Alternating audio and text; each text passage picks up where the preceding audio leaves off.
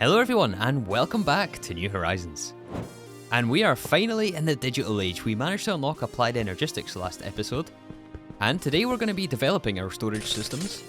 We have some other smaller projects to take care of today as well. I think it's going to be a fun one. So to get us started here, I did do some work on the storage room between episodes. The first thing was to make it mob proof before we start to fill this with expensive machines. So I implemented some lighting using redstone lamps and painted glowstone. Then, after making it mob-proof, at least mostly mob-proof, I started to place down the drawer controllers which we crafted last episode, and hooked them up to the storage buses which also connects to our AE system, as these things we'll use to store items in bulk. I also spent some time trying to get organised. I refilled the blast furnaces, refueled a bunch of setups, and began preparations for the first project of the day.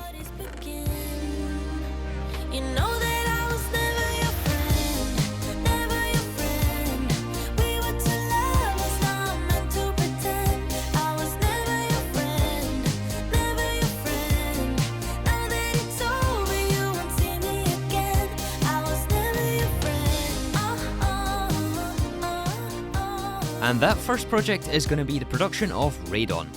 So radon is very important for us. We need it for EV and IV, especially in the use of these quantum-eyes. And the quantum-eyes are used in circuits and also in the sensors and emitters, which are used all over the place. Oh yeah, and of course the field generator, which is something that we need to fix the power situation on AE. So my intentions here are to try to get all of the storage situated in the drawer walls, and try to move over as many of the bulk items as we can in here. And I suspect that's going to take me quite a few hours this afternoon, so I want to make sure radon is running while we do that. Since the production of radon is relatively slow, depending on the tier of machine you run it at, of course. And for most of the passive processes, I'm actually waiting to set them up in their permanent location in the valley, but this isn't really something we can afford to wait on. Input hatch, I guess we put that in the middle. You know what, let's not overthink this. This is going to get moved. It's going to look awful right now, but it just has to function, right? It just has to work. So yeah, to make radon, we have to do it inside a chemical reactor. We are going to run this thing at HV. I made a couple more HV energy hatches, which is here. We need a recoil block. I did forget to make a PTFE pipe casing. Let's fix that. Okay, pipe casing in the middle. And we actually are going to need one more input bus. I'm going to put it on this side. It's 2 input buses, an output bus, and an input hatch. And then fill the rest in. It should form the multi-block. Right? Yes, perfect. Okay, so to make radon, we have to combine plutonium-239, a tiny pile of uranium-238, and a bucket of air. Sounds complicated, but actually it's very easy. So the plutonium, you might remember we were centrifuging Phobos stone dust, and I said we needed 9, but actually we only need 8. We have the plutonium here for it, which is radioactive. Maybe we should switch over to the nano suit boots. Wait, it's still there? Oh, can you not remove radiation with milk? I mean, that makes a lot of sense, but I mean, we're in Minecraft here, right? I guess be extra careful if you don't have at least some protection. Okay, so we've got the plutonium. We have also the uranium here, which we should be okay to pick up since we have the full nanosuit set. I think it's because I picked up the plutonium without the boots on, and that gave us the lingering debuff. But we should also have some other uranium supplies. Yeah, it's scattered amongst all these chests, I believe. So this stuff will eventually supply via Applied Energistics when it's put in the valley. But for now, I'm just going to add a drawer above, and a conveyor to pull it in. And these actually have to be tiny piles, so we'll just manually craft these. Almost 2,000 tiny piles of uranium, that's going to last a very long time, especially given the fact that the recipe is 600 seconds, but this is ULV, so we get a slight overclock. And the reason we're doing this in the multi-block chemical reactor and not just a single block, is to get the good overclocking behavior. So normally when you overclock machines, it's 2 times the speed and 4 times the energy. The large chemical reactor is still 4 times the energy, but it's 4 times the speed of the base recipe. So it's significantly faster this way and more energy efficient. Okay, so we're going to power this with a battery buffer, and of course a gas turbine. And we can hook this up to this supply right here. But we want to be extremely careful with this because we only have the 8 plutonium. Yeah, we only have 8 plutonium, which is the minimum required for the recipe. And as we know with the multi-blocks, it does void the recipe if we don't give it enough energy. So under no circumstances can we afford to lose these 8 plutonium. So to absolutely ensure that doesn't happen, we want to make sure this battery buffer is always full. Which also needs a battery, I think I have one here. And we can ensure that is the case with the use of an energy detector cover. So this thing is very similar to the item detector or the fluid detector cover, in that it gives out an energy amount as redstone. So we can put this on the battery buffer, which is connected to the energy hatch. And whenever the energy is at least, I think it's 84,000. So we need at least 84,000 in the battery. Let's just say like 200,000. And you guys remember the golden rule, right? Our golden rule. Yes, that's right. Redstone on, machine on. So yeah, we're going to run some red alloy wire up to the machine controller, which is back here. We want a machine controller cover on this one. Enable with redstone and safe mode. This is very crucial we have safe mode on here. Actually, it shouldn't matter because this should never actually run out of power. It's going to stop before that is the case. I think we also want this on Steam. No, not Steam storage. Yes, this one. Electricity storage including batteries. And now when we invert this, it should turn on. Yeah. Wait, that means we don't want this inverted, right? Yeah, we want this on normal, right? So that when it's above 200,000 in the battery, it emits the redstone signal, turns the machine on. And when it's below, it turns off the redstone signal and turns the machine off. Okay, and now from here, all we need is an output hatch for the radon, buffered in a super tank. The other thing we need for this is air. And to get air, all we need is a compressor above, going into a tank. We can put a pump on the bottom of the tank, and then 2 conveyors between the tank and the machine. Export and allow input. And we can get air just by compressing an empty cell. So that just has to go in here. It's going to pass the compressed air into the tank, and that's going to empty out into air. And the air is going to go into the input hatch, which is in the wrong position. This is an input bus, so yeah, we need to switch this with the hatch, which is here. And then the input bus, we want to send in the plutonium again. However, you'll notice here the recipe gives us dust back, and we need it in ingot form, right? So to convert it, we're just going to send it into an electric furnace, a basic electric furnace, here. And we'll put an item conduit from the output bus into the furnace. And then the furnace automatically insert into the bus below it. Yeah, and then I believe all we need now is energy for those 2 LV machines. What a relaxing sound to listen to. Thank you, Gregtech. Wow, that is so loud. Honestly, battery buffer is probably not necessary here. Yeah, you know what? We're giving it 2 turbines. We might as well just put the turbines directly on the machine. Okay, so now we should have everything we need to actually turn this thing on. Let's do a little maintenance and double check this thing is actually filling with air. Yes, very good. We have the uranium. We should have also the plutonium in this bus. Yes, we do. Do we need a circuit number for this? I don't believe we do, right? Not for the default recipe. There is a more efficient version with circuit 8, but we need a full stack of plutonium for this, so that's not something we can get right now. Alright, let's reconnect the redstone and hope for the best. And also see how long this is going to take. 37 seconds at HV. Not too bad at all. We should see some radon here. Yes, and it did automatically restart itself. That's good. It took a second, but I think that's just because of the slow LV furnace up there, but that's okay. So with the large chemical reactor in a stable and operational state pumping out radon for us for when we need it, as the server crossed into year 10 day 1, I began to work on our storage room.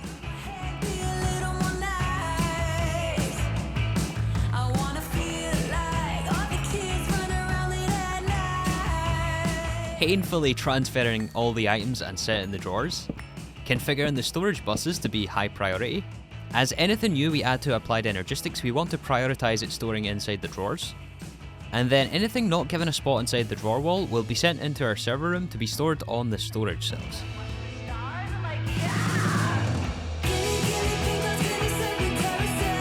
Bring me new horizon, make a Monday or spell. Don't hold back on nothing. I want everything more. I wanna adore you. Regular days would turn into never-ending weekends, ordinary way. No, do you want it Oh yeah, this is exactly as tedious as I imagined it to be. And I personally could do with a little bit of a break. I've been filtering here for ages. So what we're actually going to do is go on a little bit of an adventure. Radon is still running here, right? Yes. Nice, and we already have over 24 buckets. So after we repair the flight potion here, we're going to take a trip into the Twilight Forest, somewhere we haven't been for some time. Actually, that's not true. We were here last episode, right? Goodbye crafting cards. Which was very necessary, I might add. So what are we here for exactly? Well, we're here for these things. I've already looted this one. Oh, a Naga. I wonder what our palladium bolts are going to do to this guy. I couldn't... Did we just one-shot the Naga? I mean, I'm not surprised with the amount of damage we have. Okay, anyways, we're looking for the wells here for the Twilight chests. So you guys remember last episode where we looked into the energy absorber? And one of the items we don't have and cannot make yet is void metal. Void metal is made through Thaumcraft, and we have not unlocked the research for it. However, this is a situation where Thaumcraft is being Thaumcraft. And even if we wanted the research, we can't get it very easily because it's locked behind an epiphany. Basically, we have to go insane. Literally go insane. I believe you need a minimum of 30 warp. I'm not sure how much we have, but it's definitely not 30, and we do not have the epiphany, basically. However, I'm also told that's a cryolite vein, right? Yeah. I'm also told that we can get it here in loot chests. And that would be really excellent if we could find it here. Apparently, we can also find them here in the Lich Tower, which has not generated properly. That's interesting. Look at this thing. It's like half a tower, but also not half a tower. I wonder what happened here. It's like one whole chunk is just cut out. That is very curious. And you know what? Since we're here, I'm actually a little short on books. I'm gonna grab a few of these. Yeah, we need them for enchanting, for all the loot bags. While I don't have a ton of hope for finding void metal, the chances are extremely low. Why not bring back at least some... Oh, he did not have a good time down there. Oh dear. Okay, any loot chests here though? Okay, we're in the second Lich Tower. This is the one that I lost before. The first time we fought the Lich, I actually lost this guy, and it looks like he's at the bottom of his tower. I don't know what he's doing down here exactly. Can we take him out? We got him. We got him. Oh yeah, look, this is where I pillared up the first time. Okay, any loot chests in here? Yes, there is. Any void metal though? Just treasure. Oh, nice. A ring of protection. Sure. I mean, why not have runic protection? Okay, let's keep searching. Let's keep on searching. Nothing. Chest number 3.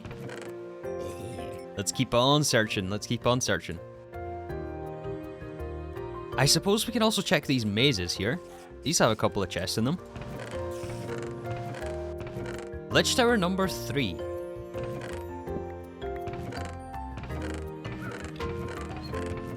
Aha, we bumped into the questing ram. I'm gonna mark this guy on the map. Hey dude, it's been a while since I've seen you. I think Enigmatica 2 Expert was the last time I interacted with this guy. And that was a while ago.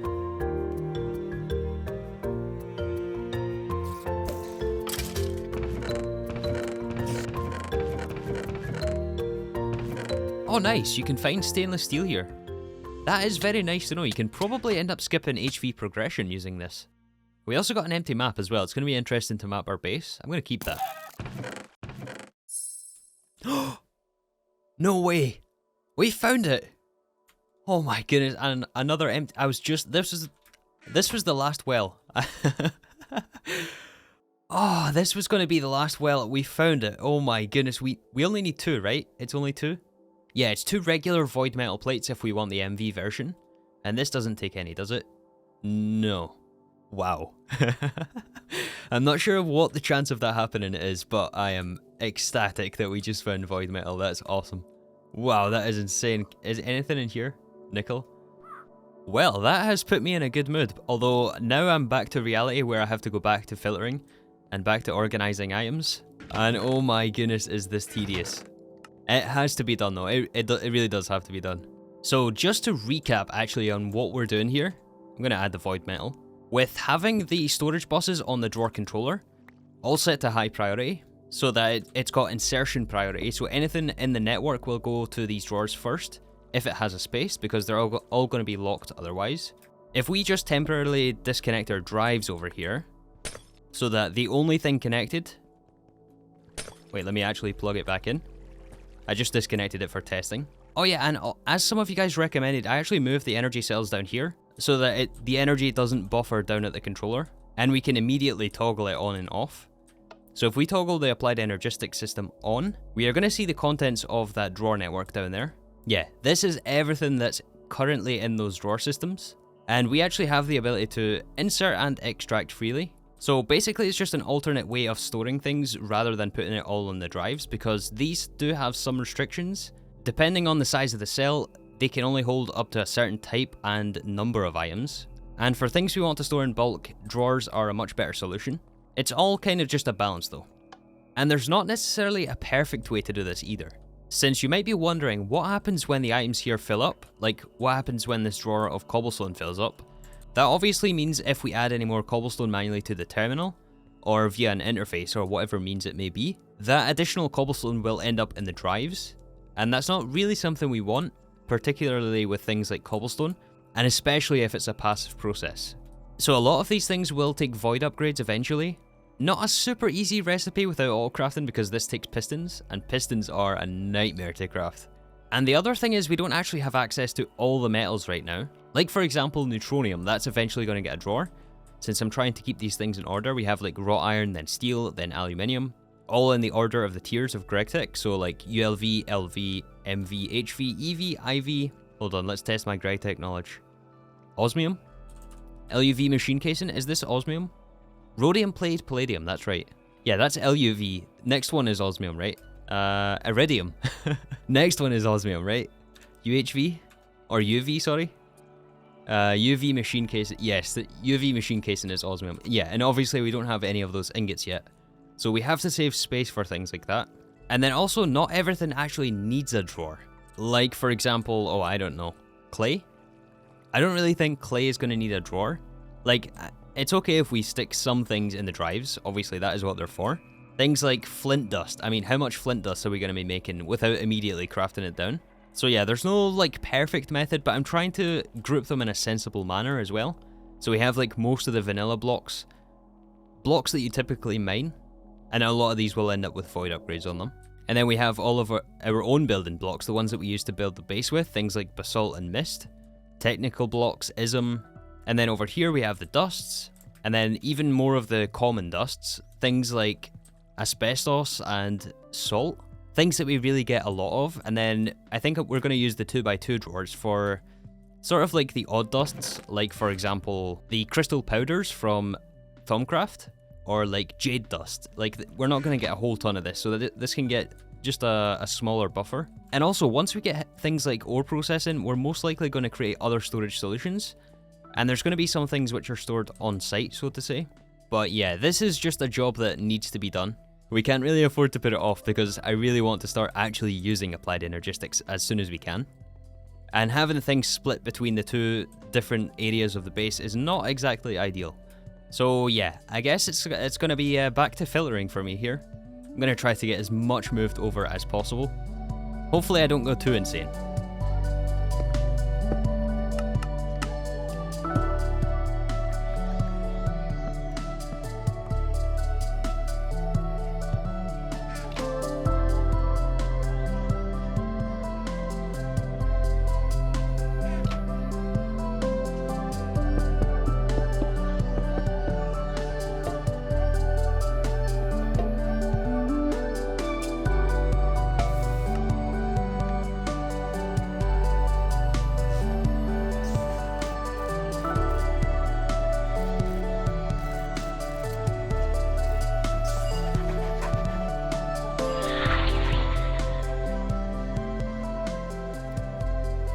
Wow, guys, I have been waiting hundreds of hours to get to this point.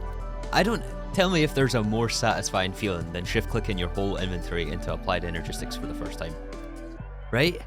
This feels awesome. Even better than first crafting the controllers. This is truly the moment we unlock the digital age. Yeah, so I managed to get pretty much everything taken out of this place. A lot of these are just duplicates, some extra drawers, and all the rest of the drawers are now gone from here. Everything underneath is just bulk storage. This is just ender pearls and then a bunch of garbage. And I tried to leave this place as clean as I possibly could. We still have all of the ores and unprocessed things here. But yeah, pretty much everything else I put down chests next to the terminals here and just dumped it all inside. And it's not as much as I would have thought, actually, seeing it like this. And yeah, it's also quite interesting to see how many of each item that we have. It looks like iron is by far the most plentiful item in our storage system. But you know, we're looking not too bad on all of this stuff. And as for the drive situation, we have filled, I think, like 9. Actually, this one is all full and this one still has 5 empty cells. But yeah, at this point, we can basically use Applied Energistics full time now. And we don't have to divide our storage between these two locations. Of course, we still have a lot of machinery through here, which we'll be using quite frequently. However, let's now look at cutting the fuel costs. So we've used just under 1,000 buckets in total to power AE2. And that's even with me toggling this on and off quite often. And our benzene consumption is only going to go up from here as we start it. I think I looked at that Enderman, right? Oh, come on, he's not even mad at me. Our benzene consumption is only going to go up from here as we start to add more machines. So let's look at finally crafting this energy absorber. And the one thing you might notice here, other than the void metal, which we don't have, is a beacon. And that's a very nice recipe right there, right? Of course this is the recipe. The aspects here are going to be very annoying to collect, but I can do that, that's no problem. The main thing is the Nether Stars. So what we're going to do is actually pick up that powered spawner I mentioned last episode. I've already started a couple of preparations here. So I believe we're going to need an Ender Resonator, and also another Z-Logic controller. And we're going to have to use the Ender Resonator to craft a Soul Binder. Hopefully we have... Oh my goodness, the first shift click. Oh, that feels awesome. The Soul Binder. And the Soul Binder is going to go right here. Make sure we can plug this in. We might need a capacitor actually to power this thing. Oh yeah, that's right. In this version, you don't need the capacitors. And perfect timing, the Z-Logic controller is also finished. Okay, so now from here for the powered spawner, we need to make the Z-Logic controller a Franken zombie. And to do that, you are coming with me. Zombie and a soul vial, the Z-Logic controller, and 10 levels. Should give us the Franken zombie, but we also need to take a trip to the stronghold so we can go to the end dimension and collect 2 Endermen. There you are. And you know what, since we're here, I didn't actually grab the dragon egg the first time.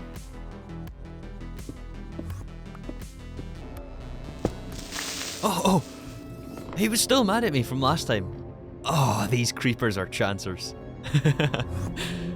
He's gone. Look at him. I don't think so. Okay, yeah, apparently you harvest these eggs with a sword? No? Oh, it's shift left click, for some reason. There's the quest for the dragon egg. Okay, so now we got the Franken zombie. We have to combine the Enderman along with vibrant crystals and some more EXP. And that's going to take approximately 3 years. And we need 2 of them. Okay, we now have the resources for the powered spawner. But the powered spawner has to be converted to a specific type. So I did go out and capture a skeleton. Just a normal vanilla skeleton. And do we have a spare spawner here? We do, a broken spawner. I always forget, is this the Ender IO machine or does this go in the anvil? I think we put the spawner and the skeleton soul vial inside the soul binder. With 30 levels, we should have some levels in the experience obelisk. Yeah, still 127. I'm actually really glad you guys told me to get this thing. Alright, this is doing its thing. It's going to convert to a skeleton spawner. And then yeah, I'm sure you guys know how this goes by now, right? If you put the skeleton spawner inside the nether, the spawner will spit out wither skeletons.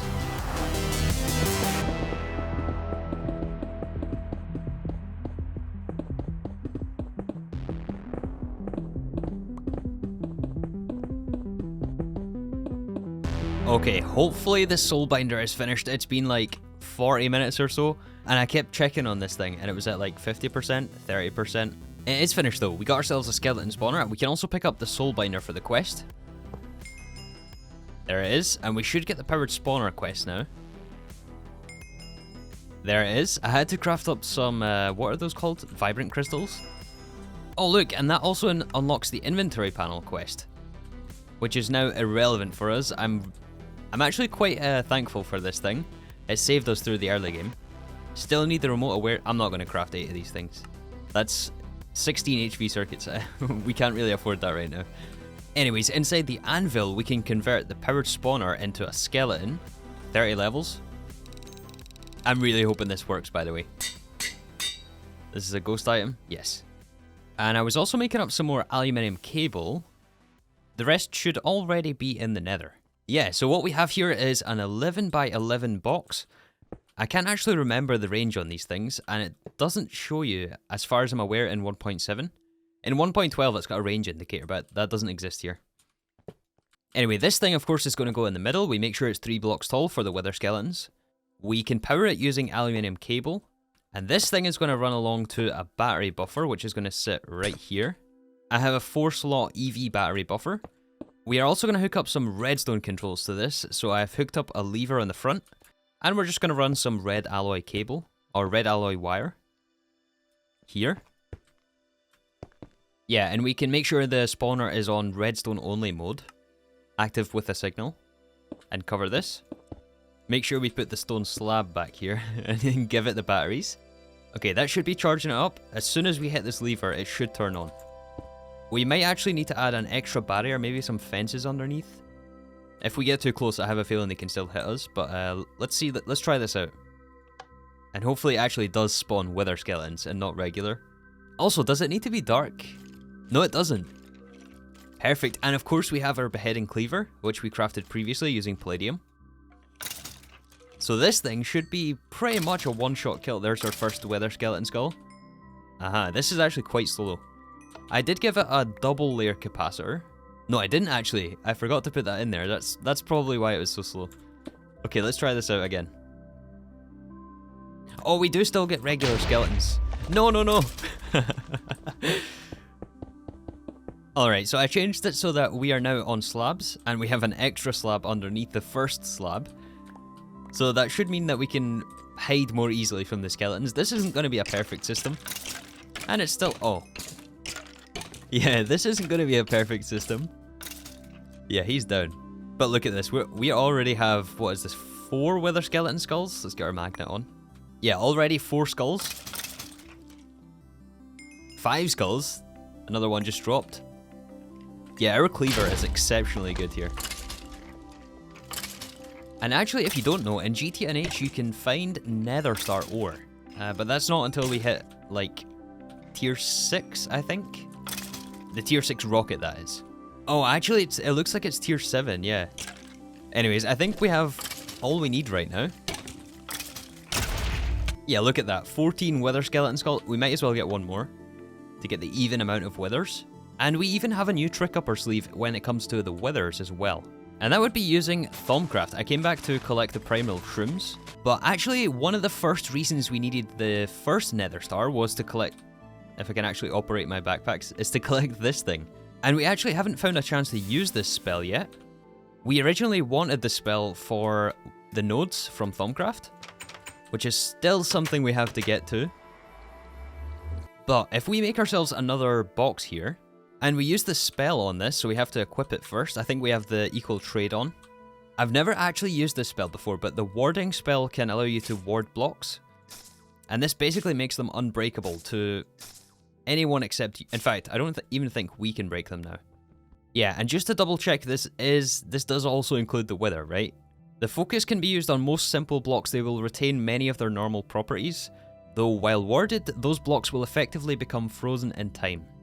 Oh yeah, block will not be able to be removed or destroyed until you use the wand focus again on it.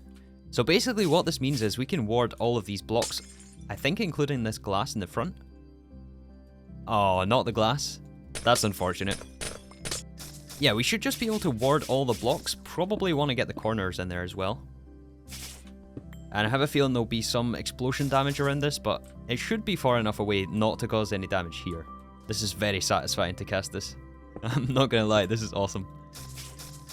This is the first time I've actually used some Thaumcraft stuff like this. Let's get these corner blocks. And just to make it a little bit safer, maybe we double wall this. just so the wither can't shoot directly through into the spawner. And maybe even stagger the doorways. Okay, so now, just double check we got everything here. I'm pretty sure we do. This should be a very safe box to spawn the wither in. Okay, is he able to escape? It seems to me that he's trapped, right? Oh, that's right, we're not going to one-shot this guy anymore either. Because we're at a closer range. The more range you have on the crossbow, the more damage it deals. This is so much easier than Season 1. In Season 1, I spent hours and hours just farming wither skeletons and withers. And we are certainly going to need a lot of Nether Stars moving forward. This way, though, these guys don't stand a chance. Oh, this is awesome. I would say well worth the investment. And yes, some of you guys are going to say that we can dupe Nether Stars with Salus Mundus. But honestly, once you have this, now that we have this set up, this is way easier. Look at that. Alright, so now all we need to do is gather the materials for this craft. Some of the essentia I've started to compile here, but this is for the energy absorber. We still have to craft the beacon first. However, unfortunately, I think that's something we're going to have to save for next episode. I didn't realize how long this one was getting. And on top of that, we're also out of HV circuits. And to be fair, we have used a lot of circuits recently and haven't crafted any more for quite some time. Or at least it feels like it. We also have to add these shards into the drawer wall. Let's actually take out the industrial diamond here. Yeah, we can put the diamond over this side. And maybe also, just for fun, we can add the nether star. But yeah, I'm really pleased that we got this situation sorted out here. It still needs some detailing, but honestly, I'm not sure if we're going to expand this room any further. I do want to at least raise the ceiling up. And perhaps add another connection over here. Although I think at some point we do need some sort of grand entrance to this base, because the only entrance is either through the roof, between the rings that is, yeah, or we take this door, which we, which has been here since episode 1. And this isn't really much of an entrance to a base of this size, right? So at some point we're going to have to make a grand entrance. But you know, we did actually manage to set up radon. We're up to 73 buckets. The other thing I didn't mention before is we have to watch out for maintenance on this thing. It seems to have been okay though in the multiple hours it's been running already. But yeah, with that, thank you so much for watching, and I hope to see you all in the next episode of New Horizons. Have an awesome day, everyone.